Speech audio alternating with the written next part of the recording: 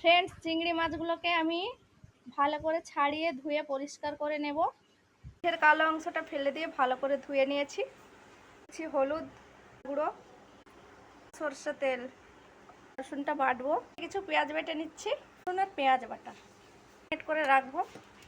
এই চালে 8 বাটি জল দিয়ে দিচ্ছি নুন, তা গরম মশলা আছে দিয়ে দিচ্ছি, ধুয়ে রাখা বাসমতি চাল দিয়ে দিচ্ছি, চিনে বাদাম ভেজে নিচ্ছি, 3-4টা কাজু ভেজে নেব। পারফেক্টলি রেডি একদম, দিয়ে ভালো করে ভেজে নিয়েছি, লাল করে ফোন করে ভেজে নেব। হয়ে গেছে, নামিয়ে নিচ্ছি। আর গোটা জিরে ফোড়ন,